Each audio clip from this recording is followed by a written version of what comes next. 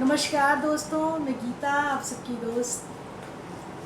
दोस्तों, जैसे कि हम सब लोगों ने एक तरह से, चाहे राजा हो या रंक हो, सबने अपने आप को घर में कैद रह के इतने दिनों का समय पार किया है। जैसे तो कुछ लोगों ने इसको कैद समझ रखा कि अरे ये तो कितना मुश्किल काम था, अरे मैं तो मतलब घर के अंदर रहना, बिल्कुल बाहर नहीं निकलना यूँ।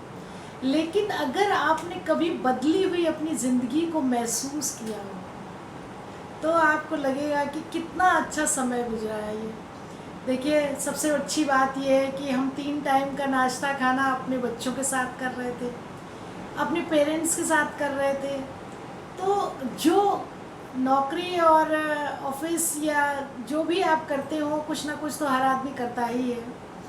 तो अपने बिजनेस के चक्कर में हम घर में उतना समय नहीं दे पा रहे थे।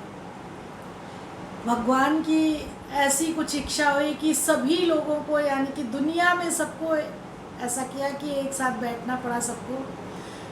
तो जैसे सबने बैठे, और केवल यही नहीं जिसने सोचा कि जिनको समय का ज्ञान है कि ये समय आज है कल नहीं रहेगा, तो उन लोगों ने उस समय का सदुपयोग किया। और हम लोगों ने भी जैसे एंजॉय किया है इस समय को।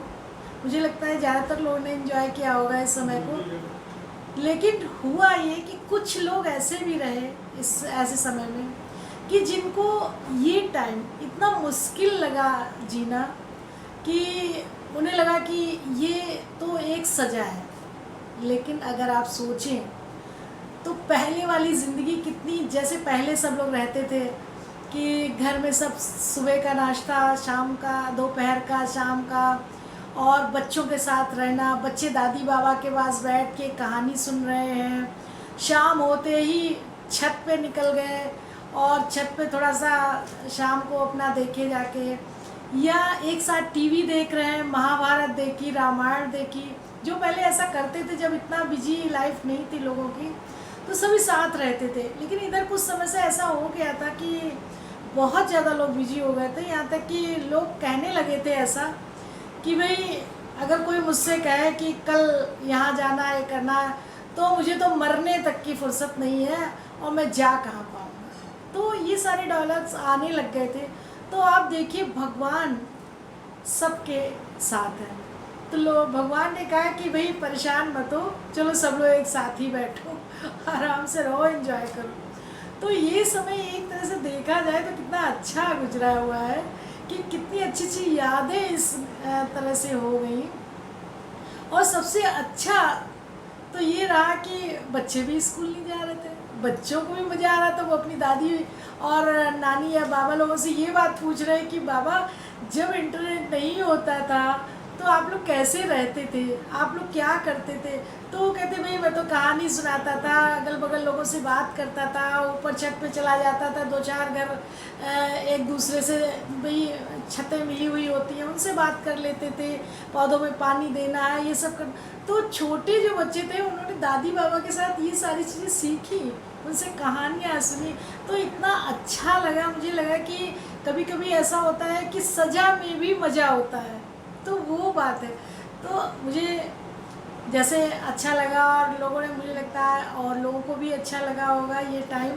तो आप लोगों ने कैसे ये टाइम व्यतीत किया इतना, और कैसा लगा आप लोगों को? तो आप कमेंट्स में ये चीज़ें बताएं कि मैंने ये टाइम कैसे व्यतीत किया। और अब जब सारी चीज़ें खुलने वाली हैं, तो सबसे ज़्यादा अगर दुखी होंगे तो दादी बाबा होने वाले हैं, क्योंकि उन्हीं को सबसे ज़्यादा लगेगा कि अब सब बच्चे भी जाएंगे और वो अकेले रह जाएंगे। और फिलहाल तो अभी चल ही रहा है, बच्चे तो स्कूल नहीं जा पाएंगे।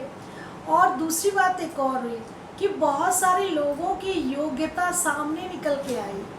जैसे जो लोग ये सोचते थे कि हम तो अपनी हॉबी जो उनकी है वो नहीं पूरी कर पा रहे हैं, तो उन लोगों ने इस बीच अपने जम के अपने शौक़ पूरे किए। जैसे जिन लोगों को संगीत का शौक़ था, तो उन लोगों ने अपने संगीत के शौक़ को पूरा किया। कुछ लोगों ने अपने किचन के शौक़ को पूरा किया।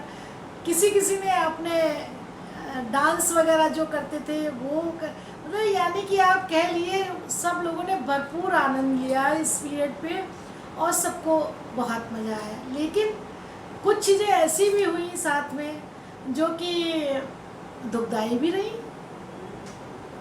तो ठीक है, कोई बात नहीं, अच्छा और बुरा तो लगा ही रहता है। तो मैं बस इतना ही कहना चाहूँगी कि ये पीरियड हमेशा याद रहने वाला है।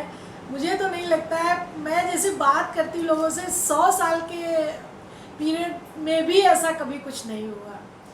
तो जो चीज़ें मिली हैं उसको अच्छे से एंजॉय करिए। ऐसा ज़रूरी नहीं है कि ये समय दोबारा फिर आए, और भगवान की कृपा बनी रहेगी तो सब फिर अपने काम पे वापस जाएंगे, चीज़ें फिर नॉर्मल हो रही हैं, होंगी।